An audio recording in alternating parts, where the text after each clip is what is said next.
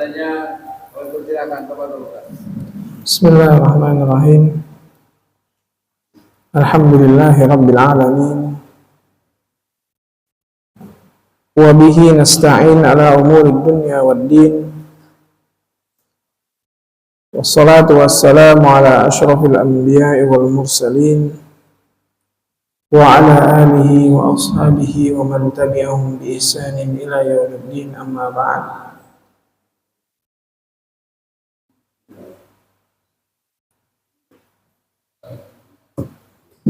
Ya ayyuhalladzina amanu taqullaha haqqa tuqatih wa la tamutunna illa wa antum muslimun.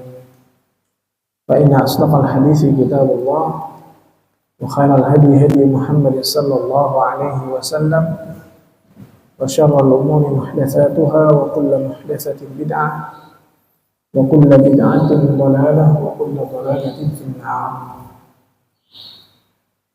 Bapak-bapak, ibu-ibu, ma'asyiral muslimin rahimani wa rahimakumullah. Ya, setelah 2 bulan kita libur ya untuk pembahasan al-wajibat ini, kita lanjutkan kembali ya, di mana Syekh Abdullah bin Ibrahim Al-Qara'awi sebelumnya menyebutkan tentang kufur, di mana ada pembagiannya, dibagi menjadi 2. Para ulama bagi menjadi 2 kufur tersebut, ya, yang mana itu merupakan kesimpulan dari mereka, dilihat atau sebagai hasil dari ya, telaah terhadap Al-Quran dan Sunnah. Jadi setelah dikumpulkan semua dalil-dalil yang berbicara tentang kufur, maka para ulama menyimpulkan bahwa kufur itu ada 2. Adapun hadisnya menyebutkan bahwa Nabi mengatakan al-kufru kufran, kufur itu ada 2, kufrun akbar wa kufrun asghar. Tidak ada teksnya seperti itu, tidak ada. Ucapannya seperti itu tidak ada. Jadi dari mana para ulama ya bisa menyimpulkan kalau kufur itu ada 2? Dari dalil-dalil yang ada yang berbicara tentang kufur. Maka disimpulkanlah kufur akbar dan kufur asghar. Kufur akbar ada berapa? Ada 5. Ya. Kufur takdzib, ya. Kufur iba, takdzib mendustakan, yaitu meyakini bahwa Rasul itu adalah pendusta, atau ya, pengakuan bahwa Nabi itu adalah utusan Allah itu adalah dusta. Ya. Yang terjatuh kepada kufur yang seperti ini banyak atau sedikit? Ya, sedikit ya. Karena Allah Subhanahu wa taala mengutus para rasul dibarengi dengan apa? Bukti. Ada buktinya kalau mereka itu adalah beneran utusan Allah, sehingga orang-orang tidak bisa menganggap ini adalah kedustaan. Apalagi Nabi sebelum diutus menjadi Rasul adalah orang yang terpercaya. Namun mereka enggan. Mereka tahu ini benar, tapi mereka enggan. Inilah dia yang kufur yang kedua. Kufur apa? Iba. Saya ulang lagi sedikit agar di bab nifaknya itu dapat. Ya. Kufur iba ini ada 2 jenis juga sebenarnya. Kufur iba, penolakan atau enggan karena sombong, enggan karena gak enakan. Enggan karena sombong, enggan karena gak enakan. Enggan karena sombong contohnya iblis, Yang enggan karena nggak enakan, contohnya Abu Thalib. Jadi nggak enakan sama temannya. Padahal dia tahu bahwa keponakannya yaitu Muhammad Sallallahu Alaihi Wasallam adalah benar-benar utusan Allah. Dia tahu. Sebelum jauh-jauh sebelum diutus menjadi Rasul sudah dia tahu karena hidup bersama dia. Dia yang mengasuhnya. Ya. Dari umur berapa tahun? Dari umur 8 tahun sudah bersama dia. Nabi SAW dari umur 1 tahun dari lahir, ya, dari lahir sampai umur 4 tahun bersama Halimah. Halimah As-Sa'diyah atau Halimatus Sa'diyah. Dari umur 4 tahun sampai 6 tahun bersama ibunya Aminah. Dari umur 6 tahun sampai 8 tahun bersama kakeknya Abdul Muttalib. Karena ibunya meninggal di umurnya baginda yang mulia 6 tahun. Di umur dari 6 tahun sampai 8 tahun kakeknya meninggal. Ya. Maka dari umur 8 tahun sampai beliau SAW menikah bersama pamannya Abu Thalib. Berapa tahun? 17 tahun.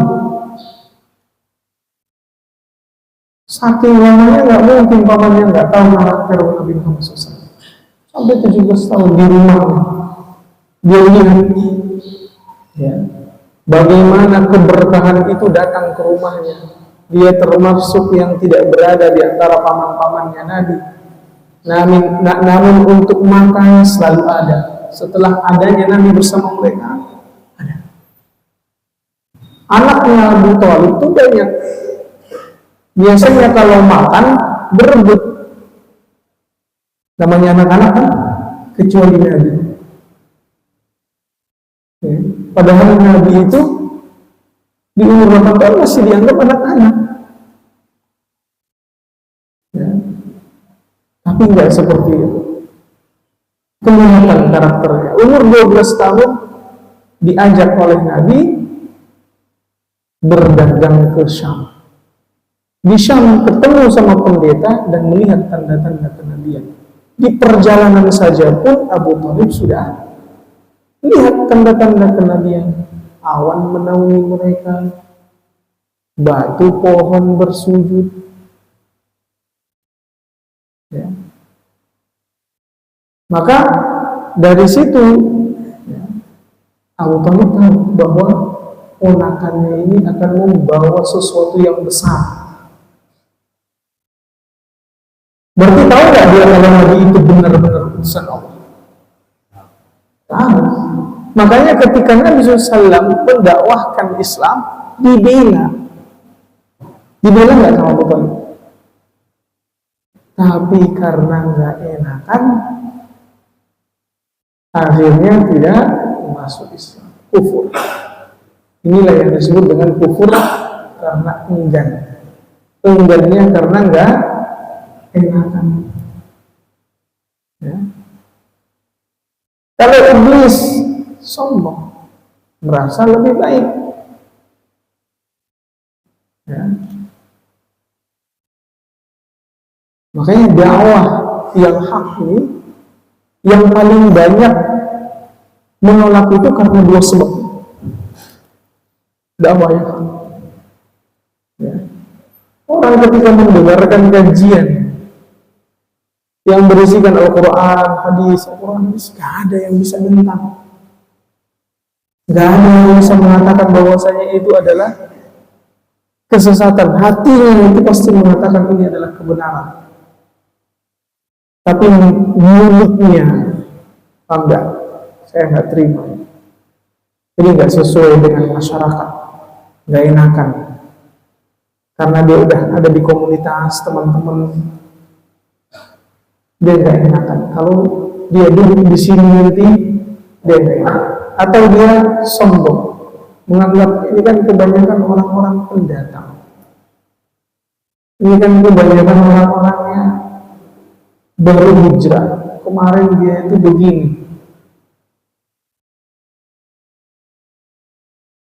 Ustaz saya, saya kan lebih jauh berilmu daripada ustaznya. Ustaz-ustaz mereka yang masih muda-muda, masih umur jagung, bocah insan. Ya. Jadi itu, ini adalah kesombongan. Kenapa? Sombong itu apa? Batul haq wa ghamtun nas, menolak kebenaran dan meremehkan manusia.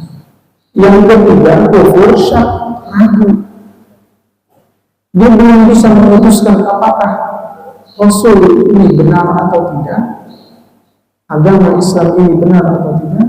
Nah ini ragu, dan ini juga tidak akan lama. Sedikit yang ragu terhadap kebenaran agama Islam. Karena sekali lagi tadi apa? Ada bukti kalau agama Islam ini benar, ada buktinya. Ya. Kalau saya bilang mobil yang di sana yang warna silver itu mobil saya, ada satu lagi dia mengaku kalau itu mobil dia, kemudian saya tunjukkan STNK-nya, saya tunjukkan PPKB-nya, kira-kira antum bisa nggak menurut saya dusta? Saya punya bukti. Tapi karena antum nggak terima saya ini, sedangkan yang satunya ini adalah keluarga dekat. Bahkan yang ngambil itu nyolong dari mana? Tetap nggak terima, tetap ditolak. Gak mungkin kita ente punya mobil seperti itu, kan gitu ya? Dengan dalil dari berbagai macam dalil. Yang keempat, kufur i'rab, berpaling. Ya. Kufur karena berpaling. Sebab apa? Dia tidak mau mempelajarinya, tidak mau mengamalkan. Dia dengar tentang Nabi SAW, dia dengar tentang Islam, tidak mau dia. Dia upayakan untuk tidak mau mempelajarinya. Karena lihat bagaimana kebanyakan ketika seorang non-muslim mempelajari Islam, pasti dia tahu kebenaran. Ya. Tapi dia tidak mau. Ini yang disebut kufur berpaling. Ya. Kemudian yang kelima, nifaq, kemunafikan. Ketika dia dengar ya, tentang diutusnya Nabi SAW, karena dia tahu ini adalah kebenaran, maka pun dia ikut-ikutan di barisan orang-orang yang mengatakan iya benar-benar, tapi sebenarnya dia tidak menerimanya, tetap dia tidak terima, walaupun dia tahu kebenarannya, tapi dia tidak mau menerimanya. Sehingga di sini dia ngaku-ngaku ikut, pas kumpul sama orang-orang kufar, maka dia mengatakan, kami mah sama kayak kalian. Jadi kayak orang bermuka dua. Ya. Karena dia mudzabdzabin, kata Allah Subhanahu wa taala. Mudzabdzabina baina dzalik. La ilaha illa wa la ilaha illa. Enggak ke sini, enggak ke sana. Ya. Dia itu seperti pelin-pelan, mudzabdzab. Apa? Pelin-pelan. Nah, inilah yang akan kita bahas. Yang mana ini bagian dari kekufuran. Adapun kufur kecil, ya, itu seperti kufur nikmat. Kufur kecil itu kufur nikmat. Ya. Dan yang paling banyak terjatuh kepada kufur nikmat ini adalah wanita. Ya. Makanya Nabi mengatakan yakfurna. Mereka kufur. Ulilna. Aku diperlihatkan neraka.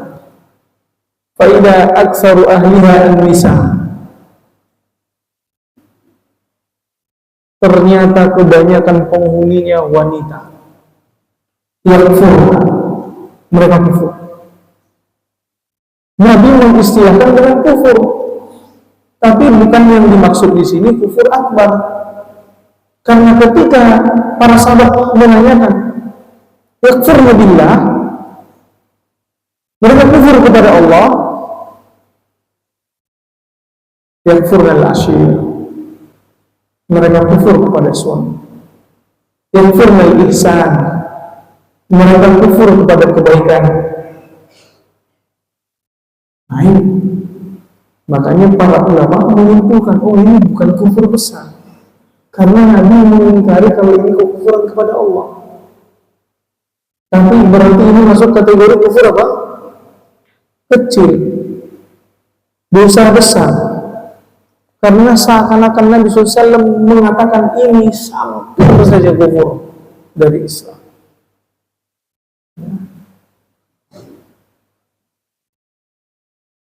Begitu juga nas-nas yang lain seperti mencela nasab. Nabi mengatakan isnatani fin nasi huma bihim kufrun. Ada dua yang masih ada di dalam manusia yang mana ini adalah kekufuran. Yang jika ada di dalam manusia ini merupakan kekufuran. At-ta'an fin nasab, mencela nasab. Waniyahatu 'alal mayyit, meratapi mayit. Nabi SAW sebutkan kalau ini adalah kekufuran. Dan Nabi SAW juga katakan, la targhabu an abaikum, jangan kalian benci ayah-ayah kalian, bapak-bapak kalian. Faman raghiba an abihi fahuwa kufur, barang siapa yang benci ayahnya maka dia kafir. Ya. Juga firman Allah Subhanahu wa ta'ala, wa daraballahu masalan qaryatan kanat aminatan mutmainnah. Allah memberikan permisalan, yaitu kampung, negeri yang sebelumnya tenang, ya, mutmainnah, aman, aminah, mutmainnah, aman, tenang. Ya'tiha rizquha raghada, rezeki itu mengalir deras ke mereka. Min kulli makan, dari manapun, dari langit, dari tanah. Ketika turun hujan menyuburkan tanaman mereka, dari dalam tanah banyak gas, minyak, macam-macam, emas, perak, Allah kasih. Tapi apa setelah itu Allah katakan, fakafarat bi an'umillah. Namun setelahnya mereka kufur terhadap nikmat Allah. Fa'adzaqaha Allahu libasal ju'i wal khauf. Maka Allah pakaikan kepada mereka pakaian kelaparan dan ketakutan. Namanya pakaian enggak lepas. Sampai tidur pun masih dalam keadaan lapar dan takut. Bima kanu yasna'un, disebabkan apa yang mereka perbuat. Makanya ini adalah diantara kufur asal. Juga meninggalkan sholat karena malas. Ini juga termasuk kufur asghar. Nabi SAW katakan, inna bainar rajuli wa bainas syirki wal kufri tarkus sholat. Sungguhnya pembeda antara seseorang dan kesyirikan atau kekufuran adalah meninggalkan sholat.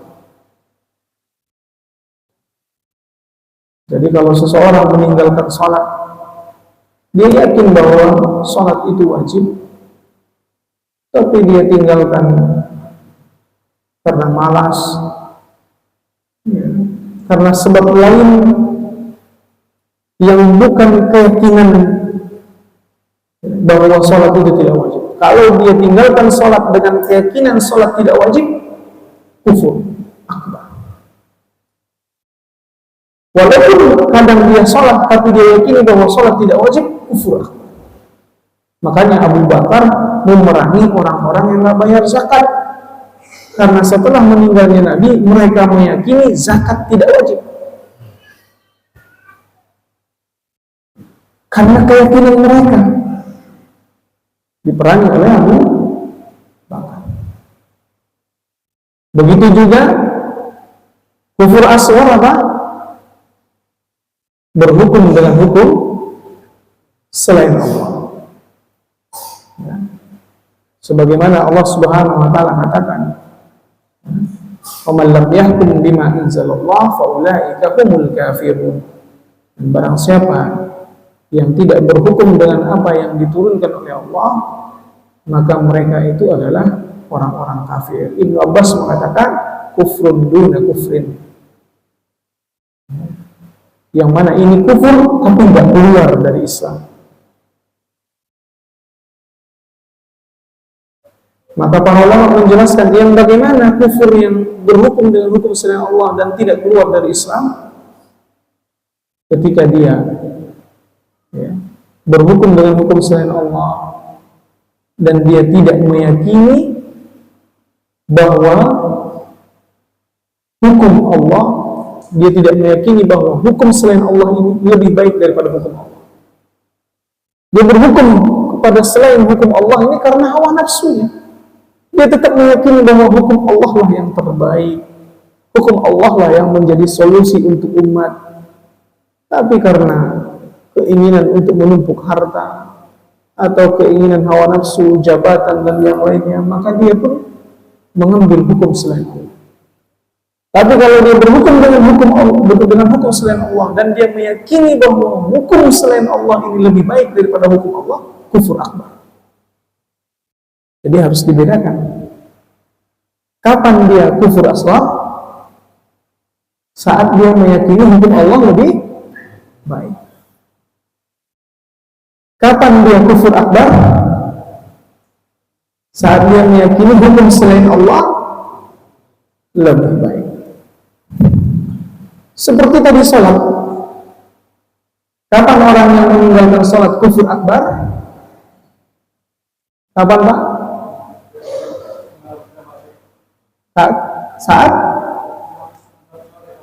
Saat dia menganggap sholat tidak wajib. Nah ini nanti Pak ya, zikir pagi petang. Satu Yazid bin Abdul Qadir Jawas rahimahullah, semoga mengalir terus pahalanya buat beliau.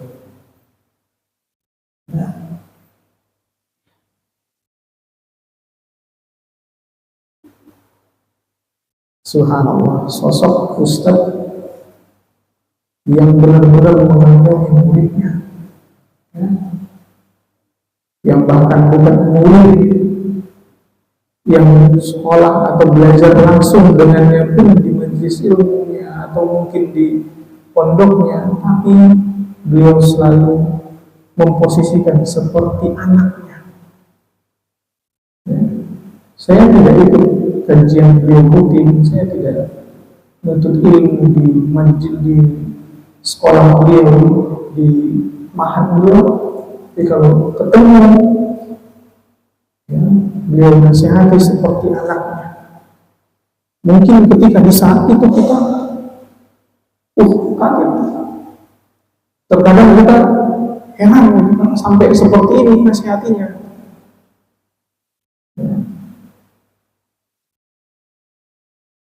Rahimahullah rahmatullah wasi'ah.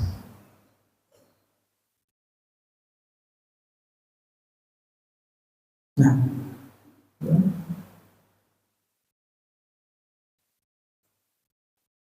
nasihat tauhid yang masih terus saya ingat ketika saya minta doa, Ustaz doakan saya. Apa katanya? Ente langsung doa sama Allah. Sering kita ini bermudah-mudahan minta doa sama orang, tapi jarang berdoa kepada Allah. Doain Ustaz, doain Pak, doain saya. Dia sendiri gak minta doa sama Allah. Ya. Harusnya apa? Kita yang sering berdoa langsung kepada Allah Subhanahu wa taala, karena itu yang paling mustajab. Wa qala rabbukum ud'uni astajib. Memang benar. Ya. Di antara tawassul itu adalah dengan meminta doa kepada orang soleh yang masih hidup. Tapi kita datang atau antum mungkin mengatakan kepada saya, Ustaz doakan saya, wah ini tuh pukulan, tamparan besar kepada saya. Inti anggap aneh orang soleh, dan dosa-dosa saya banyak. Jadi kita minta sama orang doakan saya, emang benar dia, udah jelas dia orang soleh. Para sahabat tidak bermudah-mudahan minta doa kepada sahabat yang lain. Di masa Nabi SAW, mereka minta doanya kepada Nabi. Setelah itu mereka berdoa sendiri, minta kepada Allah Subhanahu wa taala, kecuali hanya beberapa orang. Umar pernah meminta agar didoakan oleh siapa? Uwais Al-Qarni. Karena Nabi SAW sendiri yang merintah. Apakah pernah kita dengar Umar minta agar didoakan Abu Bakar? Atau agar didoakan oleh sahabat yang lain, Utsman, Ali?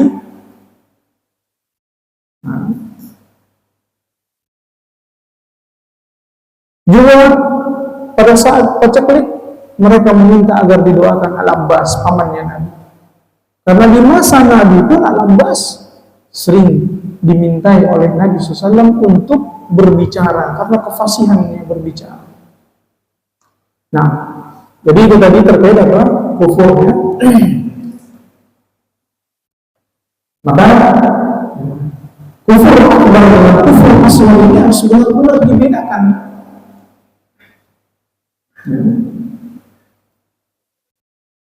Antum yang sudah mengaji berapa tahun, karena membedakan ini masih kewalahan. Ketika kita ulang permasalahan syirik, permasalahan kufur, banyak yang ternyata nggak paham, tapi sering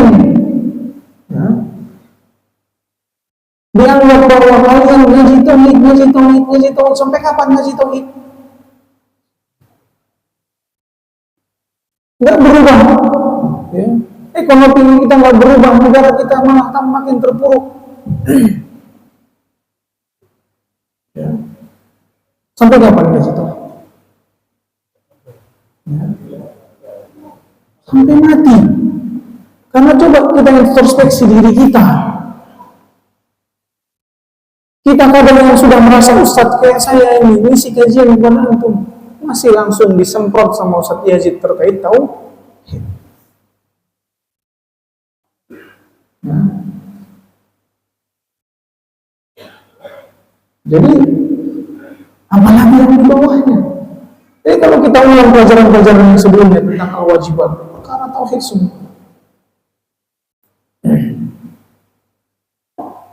Hukum jimat bisa jadi banyak yang nggak tahu di sini.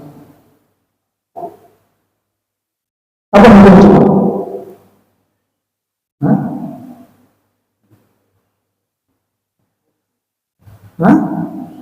Musyrik langsung keluar dari Islam. Iya, orang yang memakai jimat ini langsung keluar dari Islam. Nah ini bedakan kita dengan yang duduk di majelis ilmu dengan yang orang awam. Makanya dari di luar semua juga mengatakan jauhi syirik, benar nggak? Kalau kita pas merinci baru mereka nolak. Ya. Coba rinci Pak.